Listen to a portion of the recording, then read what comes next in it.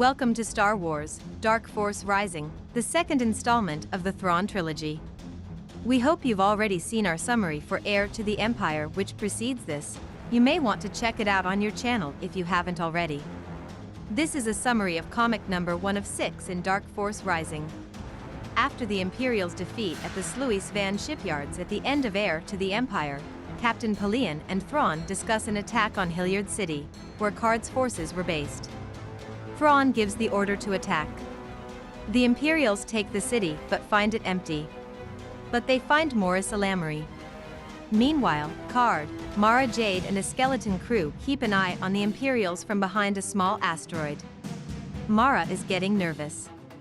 At the Star Destroyer, Thrawn asks for a mid-range scan specifically around the asteroid, confident Karrde is still observing them. Karrde meanwhile is overly confident that Thrawn won't realize they are there. Mara, revealing her force powers, suddenly starts the engine. Thrawn watches them pull away.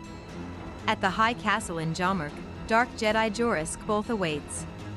Meanwhile, Luke Skywalker is trying to get his X-Wing fixed and head back to Coruscant. Keep an eye on this inconspicuous guy here, we'll see more of him in a second. Lando realizes from the cigarette smell that it is Niles Ferrier, a spaceship thief.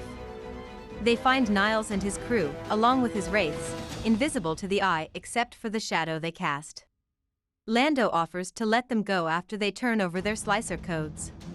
He realizes he can use the codes to speed up Luke's X-Wing repairs. Back at Coruscant, Leia and Han are back together. Leia fills in him on how Fey'la's trying to frame Ackbar for embezzlement. Han, who was at Sluis Van, is a key witness and describes what happened. Fey'la tells Han he did the right thing but blames Ackbar for leaving the ships there.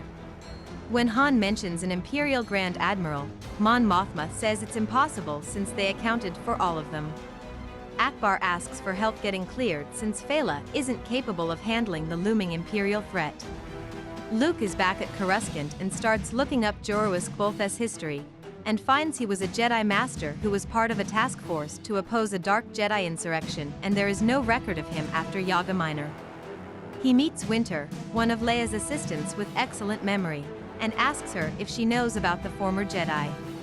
Winter tells Luke what she knows or remembers about both. Luke realizes the only way he can find out more is to go to Jomark himself. Luke meets with Han and Leia and they discuss Fey'la's history. They find info about a battle off New Cov, and Han wants to start digging there. Chewie tells them about Leia's plan to go to the Noguri home planet. Han is none too pleased, but Leia convinces him that being Darth Vader's daughter will help. Han agrees, and Leia sets off with both Chewie and C-3PO. Karrde and his team have set up a new hideout on the planet Rishi. Mara is not happy, and asks her boss about warships they didn't mention to Thrawn. Karrde brings up the Katana fleet. Mara says they were also known as the Dark Force, consisting of 200 dreadnought cruisers that were lost before the Clone Wars. Karrde says he found them during a smuggler run. Mara says they could sell that info to the Empire, but Karrde thinks the New Republic might be more profitable and prefers to stay neutral. As Mara steps out, she finds someone on her trail and is ambushed. She manages to shoot him and find his name. She informs Karrde that the Empire has put bounty hunters after them. Karrde realizes he has to retreat again, and he and Mara once more discuss the fate of the Dark Force. Mara dozes off to sleep, and she once again dreams of the Emperor. And that's how the Dark Force Rising comic number 1 of 6 comes to an end. This video was sponsored by NTD TV, a global, independent news organization.